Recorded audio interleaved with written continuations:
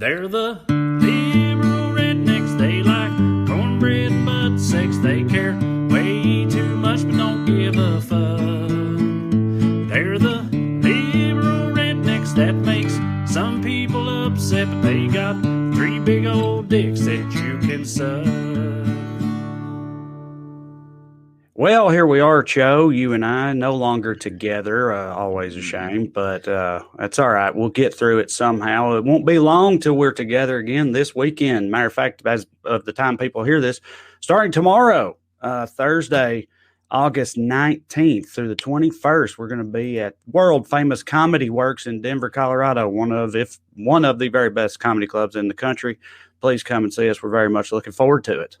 Yeah, we are. And hey, to piggyback on what you just said, I do miss you. I got all set up here to do the Zoom, and I was like, oh man, I kind of spoiled myself with being in LA for 12, 13 straight days, hanging out with the homie, having a human connection. That was nice. But hey, like you said, we'll get to have it in a couple days. Denver, Colorado, August 19th through 21st. Go to wellreadcomedy.com for tickets, WELLRED comedy.com. And hey, if you're one of those, there's a bunch of you out there, probably people who don't live in Denver. We're also coming to some other places. So just go to wellreadcomedy.com, check it out, get your ticket, come see us. We're trying to be safe. The mask and all that, and we're going to get through this, and we're going to get back to some semblance of normality. And I'm really excited, man. I've been working on some new jokes this week. That's good, Joe. I'm very sorry. I need to do another plug thing real quick. Okay, that's all right. Fine. We'll do this, get this out of the way. I need to let y'all know, and no pressure, only if you want to. Just letting you know that I have started a Patreon. So, yes, if you want to become a patron of me, just to show your support, I'd appreciate it, but I'm trying to make it worth it. I've got two exclusive Patreon series, one of which I rate and review American politicians. I started with Marsha Blackburn, and then episode number 2 was Lindsey Graham. I also do a thing where I read the news in real time off Twitter and respond to it or riff off of it, try to make it funny. It's all very fucked up and sad. Yeah. But, that's part of the challenge. What are you going to do? We have that's what you do, baby. That's what I do. Yeah. And so, both of those going on Patreon and some other fun stuff too. We're going to do some behind the scenes clips, tour shit, all that good stuff. And again, it's just a really cool way for you to show your support. It's less than a goddamn cup of coffee. I mean, it's $5 a month for a whole lot of extra tray in your life. That's right. Each of these series are like 10-minute clips on average, roughly. So, you got plenty of extra content for the low price of $5, or if you should choose $10 a month, then I would appreciate you considering going to patreon.com/Trey Crowder and supporting your boy. It would mean a lot to me. And it'll be fun. And if I may, because I don't know if people know this, this is a little bit of how the sausage get made. We're successful comedians. We've been comedians for a long time. We've been successful for a way lot less, but I would consider us successful comedians. But the neurosis and all that part of the process never goes away. So Trey was talking about doing this Patreon, and then he as he often does with things when he's not sure about them, or if he's getting super nervous about doing a new thing, he sent me some of the clips that he was putting on, like, hey, I'm thinking about doing this. And me and Trey have known each other for a long time. We don't have to watch each other's sets all the time, even though we love each other. It's hilarious. It's like, if you're somebody out there who, as soon as a liberal redneck rant goes off, you're like, God dang, I could have done with 10 more minutes of that. You got to sign up for the Patreon. It's tremendous. I wish that I was able to do things like that, but the only thing that I'm that long-winded about is like the series finale of Loki, and nobody wants to hear that shit from me. So yeah, it's great. Is it patreon.com/Trey Crowder? That's right. Yeah, just my name, TRAE, Trey Crowder. Keeping it simple. Keeping it simple, But yeah, if you like what I do, you'll like the shit that I do on Patreon, and I'd love to see you over there. Okay, sorry. You were saying you're working on new material? That's fun. Yeah, it is fun, and it's like, I can't. It's like a double-edged sword with new material, because like, so often it happens that the more excited I am about a bit, ultimately the worse it will do. The less it hits for people. Yeah, right. Yeah, and like one that I'm just kind of like, we'll see. Like, I kind of had this idea, or like I make it up on the spot. That'll end up being the one that closes an album. Yep. And I say all that way. And I say all that to say this: I'm so fucking excited about everything. Everything I've been like, I'm too excited. Like, I'm like, oh man, this is really good. Like, you're back to form right here.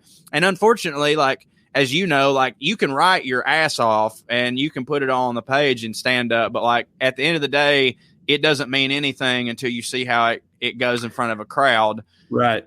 And well, so, we've only done one weekend's worth of shows. It was in Birmingham, Alabama. That's the only ones we've done so far. Denver is weekend number 2. And I had, for my set at Birmingham, it was all brand. I wrote a whole brand new set for that I then, like, was trying to figure out. Like you said, I also pretty much all of it, I was like, oh, I'm really, really digging this.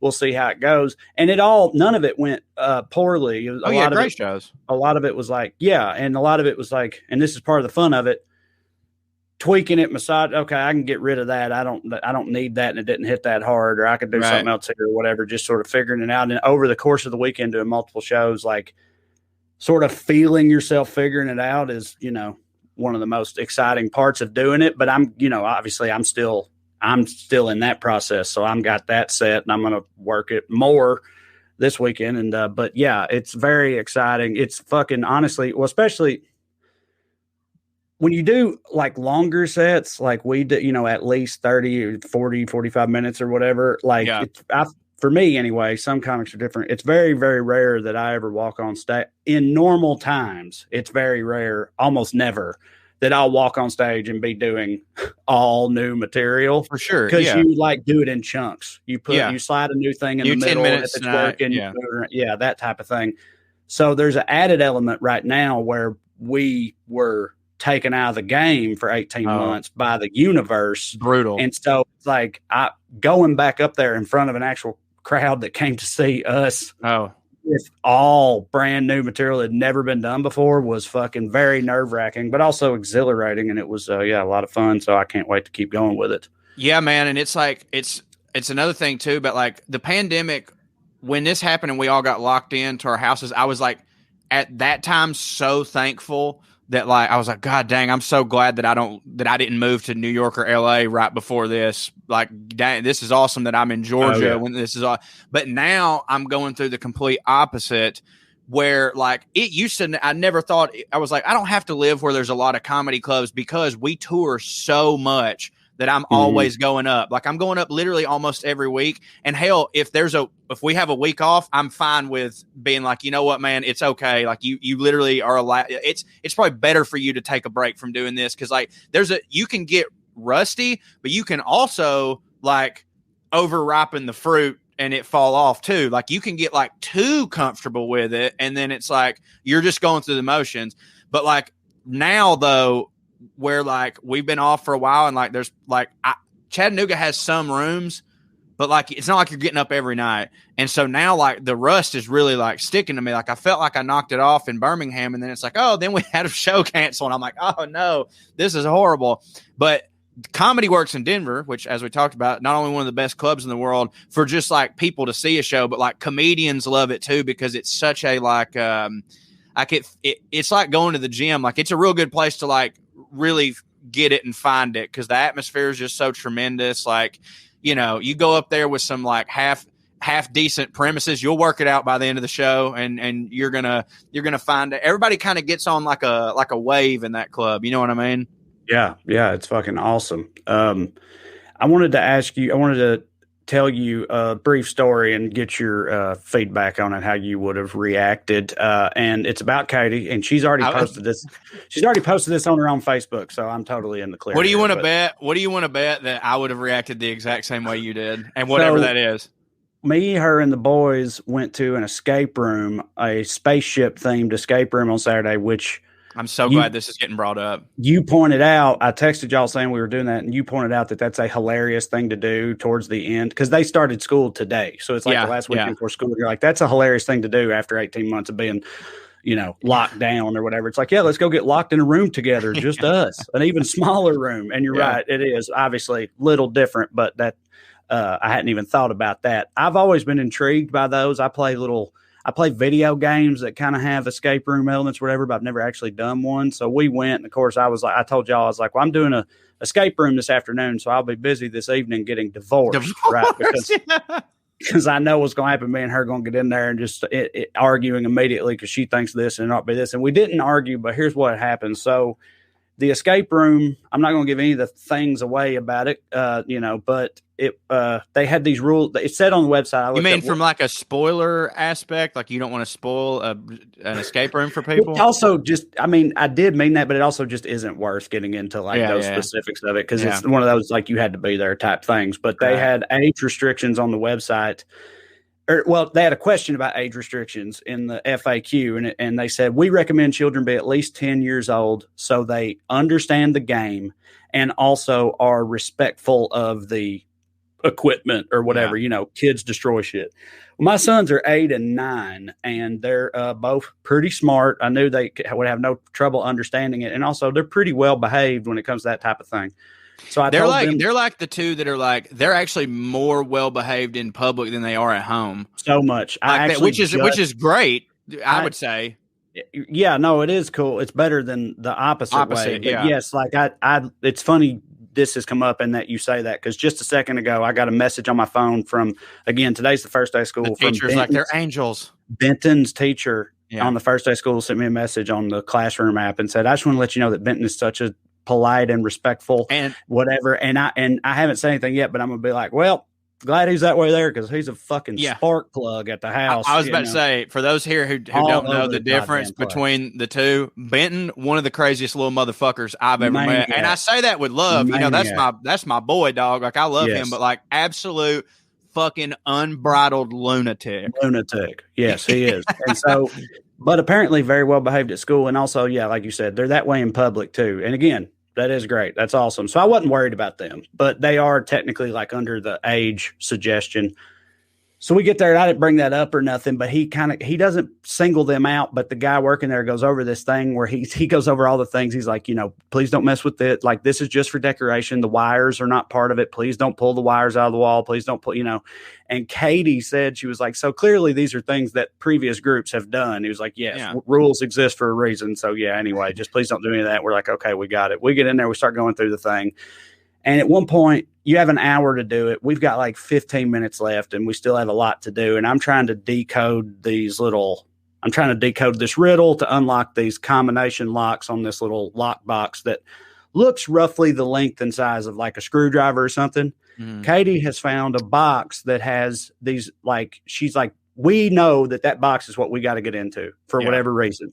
And she's like, that box you're trying to open has the screwdriver in it, I bet. And I was like, yeah, probably. So I'm trying to decode this riddle. And meanwhile, she's over there hunkered down by the box. And I'm like, what are you doing? She's like, I'm unscrewing these screws. And I was like, what are you talking about? She's like, with my fingernails, I'm unscrewing the screws. And I was like, don't do that. Like, fucking, we got to get this riddle or whatever. And she's like, they're loose anyway. And she just unscrewed it, popped it open, they had laser guns in there. We do some laser gun shit. We actually ended up beating it with 5 minutes left. The guy came in there and he goes, okay, so you guys did very well because seems like you guys cheated, skipped a whole bunch of stuff. Yeah. And she told him, she was like, so there was a screwdriver in that box, right? And he was like, no, what are you talking about? And she was like, oh, well, I just assumed there was a screwdriver but the screws were loose. So I got them open. He was like, you did what? Of course, she wasn't supposed to unscrew the box. Yeah. It was a magnet lock. You were supposed to unlock. It was never supposed to be. She took it apart, basically. Yeah. And the guy was but like, it worked. No, that's not good. I mean, he wasn't like freaking out or nothing, but it was clearly a thing. And she just the whole time has been just utterly. She's like, what? It needed to be opened. And I knew that would open it. So I opened it and my nerdy ass or whatever, my thing was like, that's not the spirit of the game, Katie. Right. It's like, I feel we have an asterisk. Okay. Like I feel tainted by that victory because we failed to complete the proper steps. I know we beat it, but we only beat it because you fucking cheated. We have an asterisk on our victory now. I don't feel good about that because you fucking cheated. You can't be doing that. And she's just still to this moment, she's like, she just don't see it. She's unapologetic about it. She's like, I found a creative solution to a problem and it worked, and that's like all she cares about. And it's just sort of like a fundamental difference between us. And I was just wondering if you were in that scenario, what Amber's drunk ass would have done in the first place, but also like, I don't know. Just how you react to all that. Well, I'll just be straight up real honest with you. I'm trying to be more self-aware lately. I think number one, that Amber would never, she would never have done that. And I don't mean and I don't mean that she would have been like, we're not supposed to do that. That wouldn't have crossed her goddamn mind to do. Right. Had she done that though, and that guy had been having that, I probably would have been freaking out more than you, because I hate being in situations like that. And I would have felt exactly like you. I'd have been like, we've just Barry Bonds this shit. Like, clearly it got done. But my point is about the whole being more self-aware. I'm more likely to have done what Katie did. You know what I mean? Like, I could see myself being like, well, goddamn, I can get this motherfucker open. You know what I mean? Yeah, it was a very red ass thing to have done, you know. But yeah, no. And the reason you said you probably, if you'd have been in the scenario I was, you would have been freaking out more because you don't like to be in those situations. I honestly, I'm the same way. I would have been more emphatic, but in my head, I was like, she ain't gonna get that fucking thing open. That's what I thought. For sure. I was like, we got to get in this box to open that box. She's over there fucking around with it. She ain't gonna get it open. I'm just gonna keep trying to solve this the right way. And then she's like, boys, come here. And I turn around and look, and she's just got it taken apart and pulled open. And then I was like, God damn, Katie, what the fuck? What'd you do? You know, and by then it was too late. Yeah. And this is like a show in your work type thing too. Where like she, at the end, she's like, well, we got it. What does it matter? And it's like, right, but how you got to go through the right steps to get it. It don't just matter that you got to the right answer. Cause like, anyone can just come in here with a billy stick and just, and then we're out. Yeah. Having said all that, though, because again, bit of a dork and a nerd or whatever, I fucking loved that. Like the whole, whole thing. I loved it. I can't wait to go and do another one. I'm probably going to become like an escape room junkie now. I had a great time in spite of my fucking, cheating ass wife, but just sounds worse than it is. Y'all know what I mean? You just heard the story. I've thought before, but I know it doesn't really work because you're not allowed, obviously, to record the experience or nothing because they have to keep it all a secret. Yeah. So I don't know why I'm even about to say this, but I've thought before that me and you and Drew on the road doing one of those would be real funny. But again, we literally can't do that because they won't allow it. But it would have to be a setup thing where they're like, okay, actually, we were about to retire this particular game, because I'm sure that of course they do that, and they have like different games in rotation. But I can tell you right fucking now, someone's head would end up in that box. Yeah, I know. That's what I'm saying. That's why it would be funny, is because it would be some shit. and I won't say, but I'll let our audience figure out. I know exactly what would be the problem. I'm not gonna say, but y'all, I know exactly what it would be. Now, I mean, granted, like that would be you'd be so in daddy mode. Yeah, I would. And I would. I'd be trying to corral both of y'all and whatever else. Well, I'm good at shit like that. Yeah, I was going to ask if you think that if you are into like, you think those would hit for you. Yeah, I'm like weirdly good at things like that, and I have no idea why, because it doesn't seem like it's within my skill, because it requires paying attention and following directions. But like, if it's because I'm real competitive. If it's in order to win something, then I can just be like, all right, here we go. But yeah, I would end up me and Drew would end up stabbing each other for sure. Yeah. Well, I don't know. Yeah, you're right. I was like, yeah, well, we could just do it just for fun in my head, but you're right. It probably would end up not hitting. It'd be a homicide. It'd be a whole thing. No, I mean, we could do it. I think that it would be good to do and then podcast right afterwards and talk about it. Yeah, that would be fun. I'm more than into doing it. But see, Drew to me seems like he would do the Katie shit, except for I agree. He would break something though. Right. He would break something. We got to get this open, so fuck it, and just be trying to break it open or whatever. And then when we have the conversation afterwards with the dude, it doesn't go as well as when you and Katie had that conversation. I mean, I'm not in left field here, am I? No. And it was funny too when the guy that worked there came in, just how, again, Katie was just so oblivious. She was like telling him exactly what she had done, and like I smiling get and like it laughing would hit about for it. her. Like he was going to be into it, and he of course was reacting like, "You did what? Oh no, that's not right at all." And she's just like, it's just not phasing her at all. She's like, "Yeah, I just figured, so I just like, why not?" Yeah, and it worked, so that's cool. And he's like a 20-year-old kid, and he's just like, "Yeah, well, that's okay. I guess we got a new rule now. So thanks for that." And it's just all having no effect on her. Yeah, again, no. Amber would have never done that in a million years. I don't think it would have occurred to her to do that. And yeah, Drew would have just picked the box up and threw it against the floor and been like, "Oh man, fuck it, man. They got loss prevention. It's a write-off for them." And then he would have stabbed the guy with like a piece of wood that fell off of it or some shit like that. So maybe not the best of ideas, but I mean, it would be fun. I'm into it. Amber said that Amber's done one of them before, by the way. Yeah. And I mean, that checks out to me because I feel like it's a very white. Again, I was woman. about to say, listen, I just did it and I loved it, but they feel very like white person-y to me. Yeah. Oh, they are. Yeah. Why would a black person want to be locked in a room? Right. And have like somebody's been murdered. It's like, I'm not getting arrested. That's not a great game. That's not a great. Me and Amber were actually just talking about. I can't remember the comedian is. It might have been Gene Getman. If it's not, if you know who this comedian was, tell me. I'll give him credit. But like, they had this joke that like only like skydiving is such a white person thing because white people were just like, I can't even have gravity oppress me.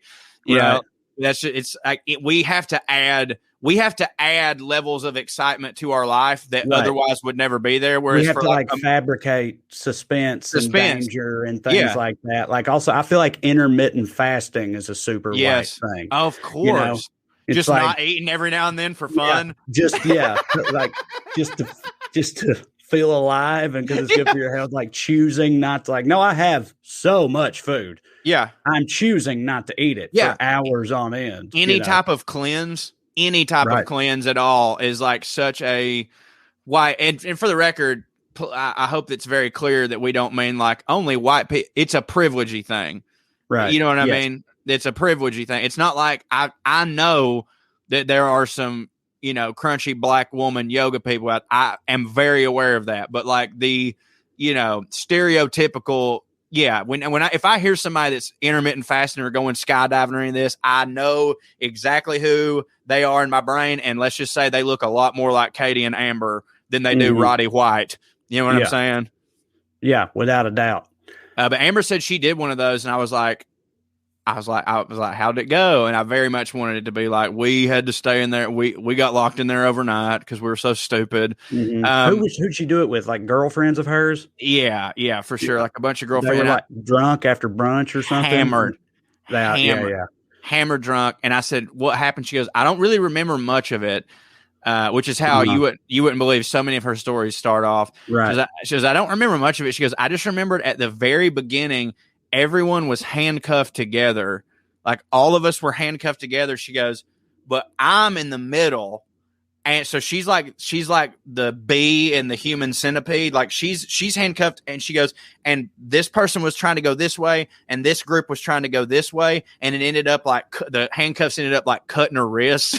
And she was like bleeding and shit. Cause they were just like, they were all hammered drunk. And they were just jerking her around. Falling. Yeah. Just they're all independently falling, but not being able to, cause they're holding each other up. It's like, it's like a white lady perpetual motion machine or something. Yeah. She's like they're constantly in a state of stumbling. Yeah. And she told me like who all was in that group, and some of them are big old women, boys. So like I know that like they're churros. Them churros. She was like a yacht anchor on one end. So she's like, I think we had fun. I'm sure she puked in the box with the screwdriver. Did she say they got through it though? Yeah, like a group, they got through it. Okay, yeah, they got through it. This one I was expecting. I mean, they could be faking these numbers. They could say anything they want, but you walk in there and they have the percentage rate of completion. They've got 3 games in the building I went to. And each one of them's like 30-something%. Really? And I saw that and I was like, that's way lower than I thought. And again, we 100% would have failed if Katie hadn't really cheated. Yeah. So like, I'm sure they vary wildly in degree of difficulty, but I'm saying like I was going to be upset if it was like overly simplistic, but it wasn't. It wasn't like crazy hard. I mean, it was like it was right in the sweet spot, I thought, in terms of difficulty. But I would have, if you told me that Amber and her drunk friends went into the one I just did, I would bet a significant amount of money that they wouldn't have completed it. And if they're all roughly that difficult, then I'm kind of impressed that they solved the one they were in.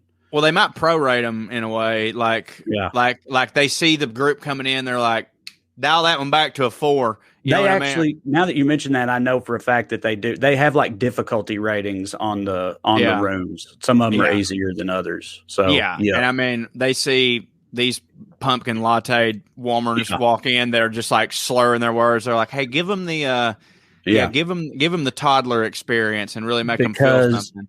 Right. Because they're going to leave a real shitty review if they stay locked in there for an hour. Yeah, for sure. We need these white women to have a good time. Yeah, absolutely. Hey, all right, listen, we're all adults here. Some of us choose to use nicotine to relax, focus, or just unwind after a long day. I'm one of us. I do that. And Lucy Nicotine is a company that was created to help us nicotine users find a cleaner option and feel better about the way we consume nicotine. Lucy's latest product is slim nicotine pouches, baby, which contain pure synthetic nicotine and provide the same satisfaction that nicotine users expect without any tobacco whatsoever. What? Okay. Lucy Slim pouches use the newest technology for synthesizing pure nicotine in the lab. None of the tobacco, all of the satisfaction. Lucy Slim pouches include both coconut oil and gum base to provide a soft, fluffy texture that enhances the flavor and doesn't dry out your mouth. They come in 3 different strengths, 4, 8, and 12 milligrams, that high test, dog, and 3 exclusive and delicious flavors, spearmint, mango, and cool cider. I bet we've been big fans of Lucy on here for a long time. Like I said, this goes for the pouches too. My personal favorite thing about this is that nobody can tell you shit about what you're doing. And what I mean is, if you're, you're chewing gum, you got a pouch in your mouth, they can just shut the fuck up. Am I making sense yet? If you're at the gym or the movie theater or something, and you need a shot of nicotine, if you pulled out a vape or, God forbid, a cigarette or a dip cup or something like that, some Nancy Grace type going to get up in your ass, right? And but with Lucy, you ain't got to worry about that. No, I'm just chewing gum. Also, mind your goddamn business. That's what I like about it. Listen, it's 2021. Don't compromise when choosing nicotine products. Go with the newest tobacco-free options from Lucy. So, well-read listeners, go to lucy.co and use the promo code RED, that's RED, to get 20% off your order of Lucy Slim pouches or any Lucy products. That's lucy.co and use the promo code RED at checkout. As always, I'm legally required to give this disclaimer. Warning, this product contains non-tobacco nicotine. Nicotine is an addictive chemical. And I always add, which hits. Lucy.co, and be sure to use the promo code RED. We thank them for continuing to sponsor the podcast. What's up, everybody? It's Uncle Daddy checking in with you real quick to talk to you again about Helix. As many of you know, I've spent most of the summer in Nashville, and the folks at Helix, they were like, you're moving to Nashville, you're trying to get on stage, we want to support you, we want to support the podcast, let's send you a bed, you're going to need to play a place to sleep. And buddy, they just about ruined me. I'd rather sleep in Nashville now. Andy knows it. She's upset about it. The reason why is because this mattress is unbelievable. I sleep so good on it. Before this mattress, before I upgraded to Helix, I was always too hot. And I told them that. And what I mean by that is Helix has a quiz. It takes 2 minutes to complete, and it matches your body type and sleep preferences to the perfect mattress for you. That's what I did. One of the things I focused on, I was like, I get too hot. They sent this mattress. It's called the Helix Midnight, and they were like, this ain't going to be too hot, and they were right. All right. Would you buy a mattress made for someone else? Of course not. So with Helix, you're going to get a mattress that you know is made for you. So everybody's unique. Helix know that. So they have several different mattress models to choose from: soft, medium, firm. For cooling, if you sleep hot, like I said. There's even a Helix mattress for plus-size sleepers, guys. I took the quiz. I was matched with the Midnight model because I wanted something that felt firm, but also I could sleep on my side and it would cool me down. And like I said, it's just been great. Andy's a little jealous. She's mad that I had it sent to Nashville. She was like, why didn't you have it sent here? And I was like, because I didn't have a bed in Nashville. And now we're fighting. And even though we're fighting, I'm still sleeping good because I'm sleeping on that Helix, baby. So if you're looking for a mattress, take the quiz. Order the mattress that you're matched to. It comes right to your door. It's shipped for free, and you don't ever have to go to the mattress store again. But you don't have to take my word for how awesome they are, okay? It was awarded the #1 best overall mattress pick for 2020 by GQ and Wired Magazine. Just go to helixsleep.com sleep.com/wellread. Take their 2-minute sleep quiz, and they will match you with a mattress that is absolutely perfect for you. They got a 10-year warranty. If you try it out, 100 nights risk free, dude. You can't lose. They'll even pick it up for you if you don't love it. So Helix is offering $200 off all mattress orders and 2 free pillows for our listeners at helixsleep.com/wellread. That is helixsleep.com/wellread for up to $200 off and 2 free pillows. And we thank them for sponsoring the podcast. Skew. Yeah, I texted you the other day, but I don't know if you responded to this. And I wanted to talk about it just in terms of it being, I don't exactly know where to go with this other than like my mind is genuinely blown. Did you know that both Ronald Reagan and Thomas Jefferson were alive at the same time Harriet Tubman was alive? I think I have heard that before. There's another one that's like Barbara. I know which one it is. Barbara Walters, Anne Frank Jr. and Anne Frank. Right, all the same age. all born on the same exact day. I think. Yeah, it's wild. Dude, that Harriet Tubman, like Ronald Reagan, Thomas Jefferson shit, like, and for the record, what they with the original poster, it was on Reddit, so I don't know who it was. Like, it's way harder to like. I don't know if it was this original poster, it was their meme or whatever. Regardless, it was used to illustrate how we think racism and slavery is like old as shit. Right. And it's like, dude, I watched Ronald Reagan's funeral, and that dude was alive when Harriet Tubman was alive, who was alive when Thomas Jefferson was alive. Like, that shit, like, it's not like before that I was like, this country's fine. But, like, it just really fucked me up. I was like, oh, my God, dude. So we've got so long to go. Right. I've seen a few of those facts all serving to illustrate how young this country really is and how it really wasn't that long ago. Yeah, because Thomas Jefferson's OG. He's OG. Right. Did you come across the one about President John Tyler? No, I don't know much about that dude. He was into birds, wasn't he? This is literally the only thing I do know about him, but this is fucking wild, and it's in the same lane as what you were just saying. John Tyler was the 10th president of the United States. He was born in 1790. Okay, Lord. And he has a living grandson now today. Not great grandson. He has a grandson named Harrison Ruffin Tyler, who's 91 years old, 92, I guess now, who is still alive. So that dude's papaw was born in 1790 and was the 10th president of the United States. A dude that's alive right now. It's fucking, that shit is insane. Is he loaded, you think? I don't know. Could probably find like out. That, I just assumed, I mean, as a president. So, I mean, obviously it's like John Tyler clearly, when he was like in his 80s or maybe 90s, got a young woman pregnant, right? And then that son probably had his kid way late. Yeah, that's exactly what happened. Who gives a shit? I mean, obviously it's that's still how wild. It's insane. That's crazy. But like, I just have to imagine that, like, I know that the 10th president's a lot different than like a president now in the ways like there's just there's so many more ways to like capitalize on fame now than there used to be. Mm-hmm. But like, I just got to imagine that if you were the 10th president of the United States, like you had some money like afterwards, you know what I mean? Like, and then his son probably would have been able to capitalize it. Oh, dude! Back then everything was land, you know, and I feel like you had to be a big fucking landowner, which means you probably had slaves in order to be one of them early presidents, you know. And big landowners were the fucking wealthy elites of that day. So I would almost guarantee you that this grandson, this 92-year-old grandson, he come from old slave money, you know, old Jesus cotton Christ. money. So the daddy's born freaking. I should probably look that up instead of just saying that. Yeah, I wouldn't want to slander John Tyler. I don't want to get John Tyler's people after me or nothing. Yeah. One generation removed. Tyler was born to a prominent Virginia family. His family, like many prominent white Southern families in the U.S. at the time, were slaveholders. So there you go. Nailed it. Pretty much pretty sturdy limb to go out on. Yeah, a lot of ropes on that limb, and so. He like his took me a minute.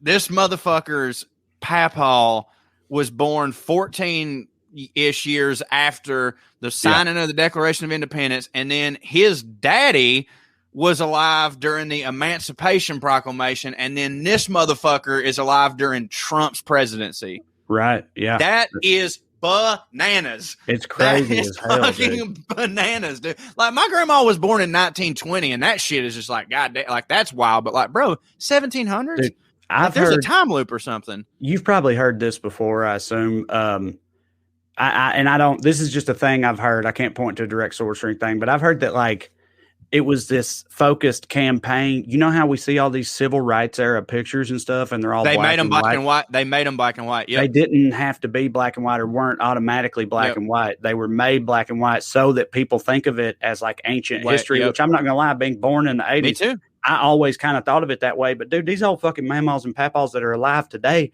were the ones holding the fucking fire hoses and throwing the fucking rocks and shit in those goddamn pictures. Like, they're still here, you know. Oh, and dude. The old black people were the ones on the other end of it. Like, they're still here. They remember all that shit. Dude. It wasn't that long ago. It's crazy to think about.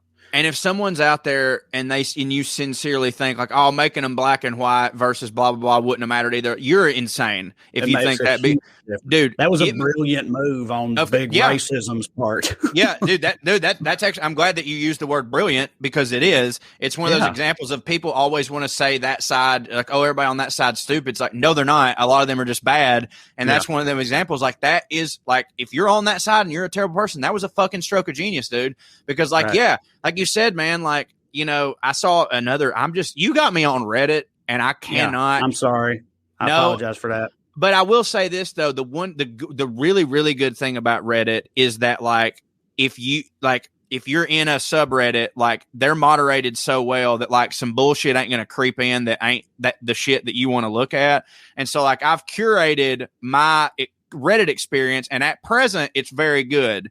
You know, like, it's a lot of history memes. It's a lot of Star Wars memes and shit like that. The history memes obviously are the ones that like fuck me up the most, because history, while obviously interesting, American history at least, is so terrifying and just and it was somebody posted some meme that was like, how do you think a black boomer feels when a white boomer says, you know, we should go back to the 60s when everything was like a lot better. It's like, that's so insane. Like, I know that there of course was aspects. First off, the aspect of a white man's life in almost any decade is fine.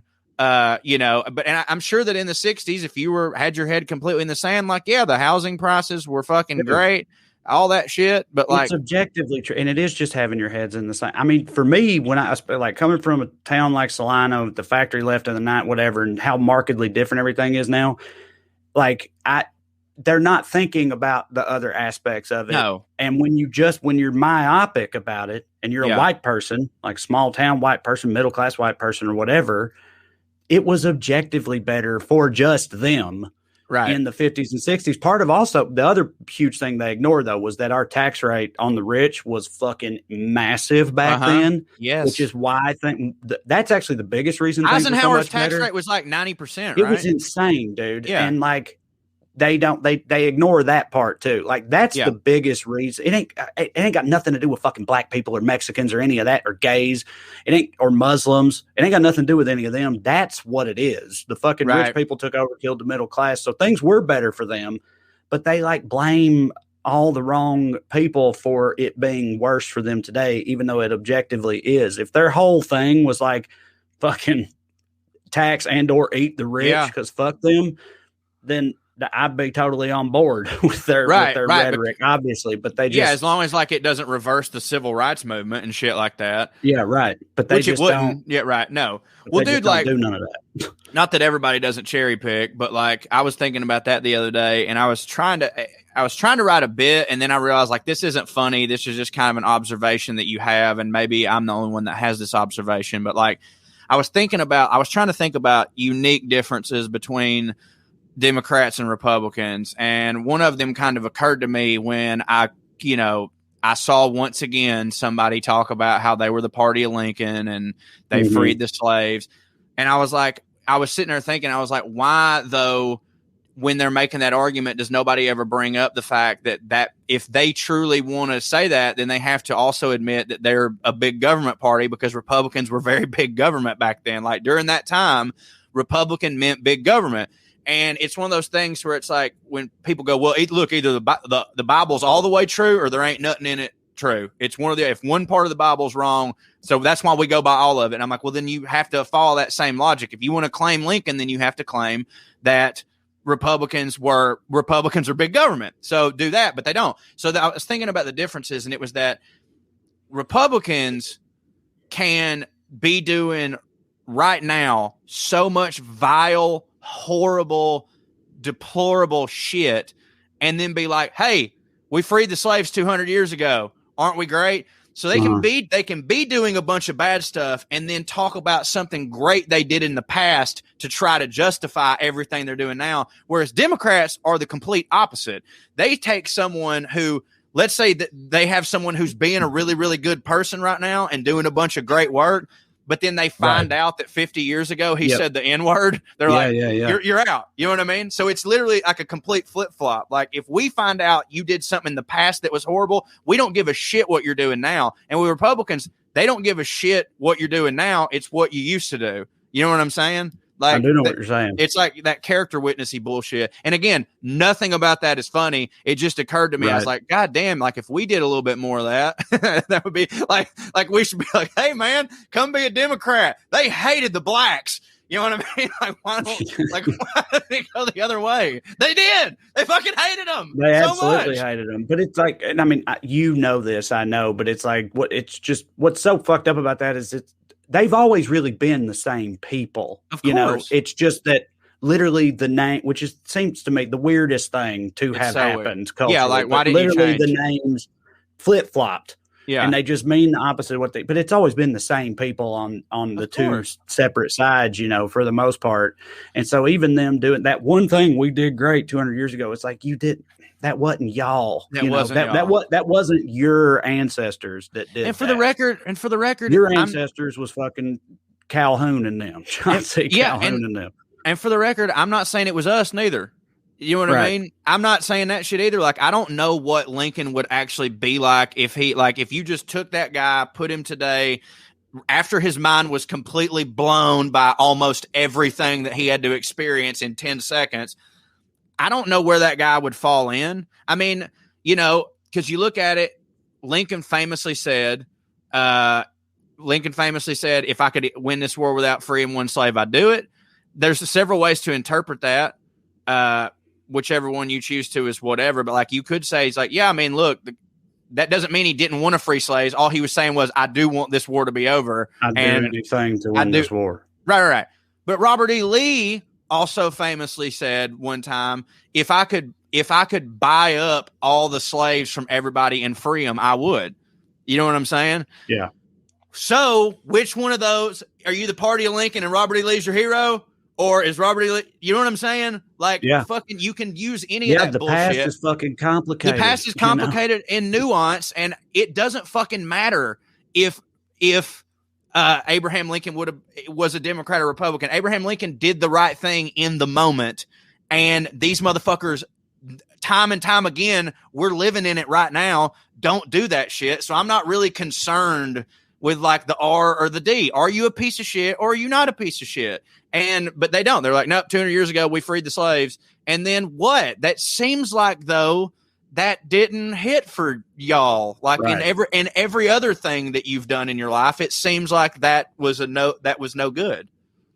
Yeah, which just all the most fervent modern day Republicans. You're saying you don't know how Lincoln would have turned out if you moved him forward 200 years in time. And yeah, I hear you. I guess you never really know, but all the most fervent modern day Republicans, if you move them backwards 250 years or whatever in time, they 100% would have owned slaves. Absolutely. If they had the means to do it. Like, you know that for a fact. They do as much like oppressing and subjugating and fucking, you know, racisming and everything as they can get away with in the modern world.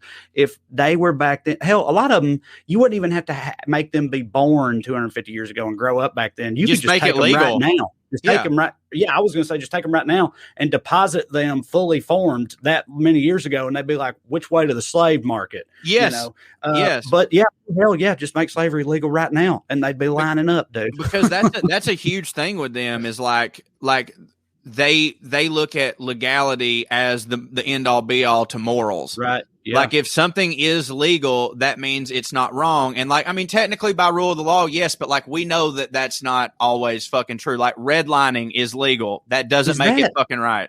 Is that tied to like religion and the Bible and stuff? In the Bible, it says obey the law of the land. They're like, because I feel like that's related to, I've had people, and I'm sure we've talked about this before, but I've had religious people be like, well, Trey, without the Bible, how would we know, the difference between right and wrong, that whole thing of like, if that true detective line was like, if the only thing keep it.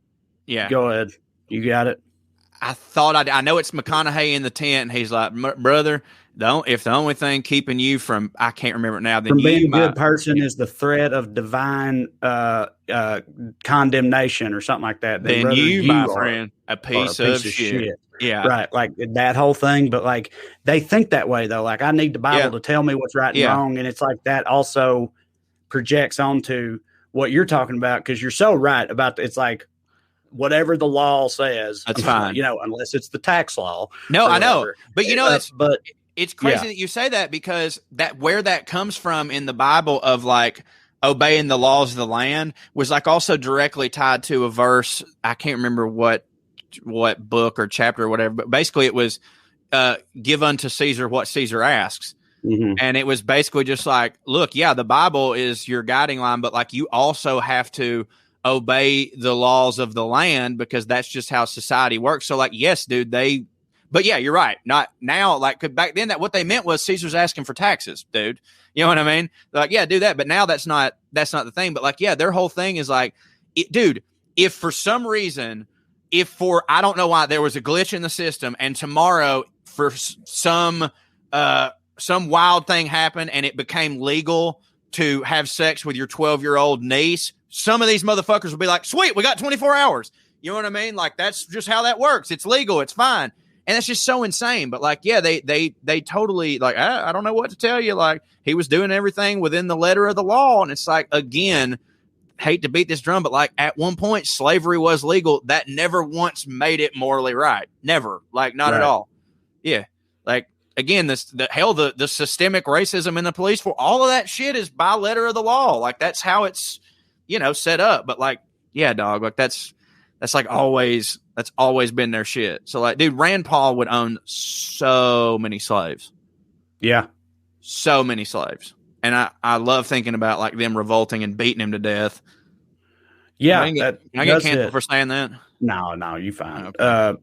When his fucking neighbor almost beat him to death, that hit for us. We talked about that on the podcast and made fun of it. 'Cause fuck him. That's why. But no, dude, even like just in terms of morality, like, yeah, they'd own slaves if they could. But, dude, also all these fucking plutocrat these captains of industry. Yeah. Like, dude, tell Jeff Bezos has tried so hard. He does. Slaves. He almost has them. I know. He comes as close as you could come to having legions of slaves. And, like, if you told him tomorrow, hey, we're cool with you having slaves, like that, dude, drop of a hat. He's fucking pull the slavery rope, and then fucking the rope drops down from the ceiling. He tugs on it, and then they all just turn into slaves. He would do that. Please understand. I'm gonna preface this by saying there's almost nothing in human history as bad as literal colonial slavery.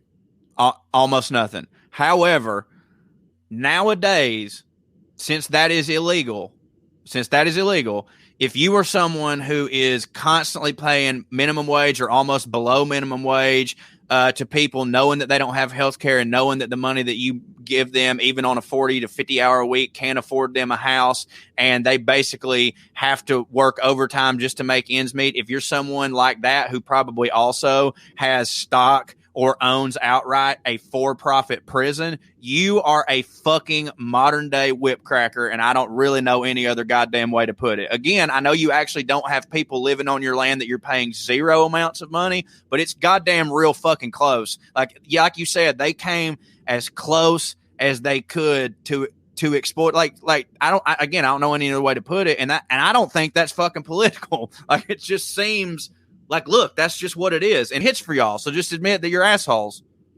Well, and with like immigrants and stuff, it's even worse than for that. sure. I mean, it's like they don't have to pay them any minimum, right? It's almost like, again, it's as close to slavery as you could come. And I mean, there are like slavery exists in the modern world in like black market terms, human trafficking and all that shit. It still happens. So I mean, well, dude, the immigrant thing too is like, it's so wild. Like the cognitive dissonance specifically in my area, and my area, wild as fuck, boy. Yeah. I mean, my area is like it's like the QAnon shit. Like we're in some sort of portal. You know what I mean? Like when you're in here, it's just, when you come here, it's crazy.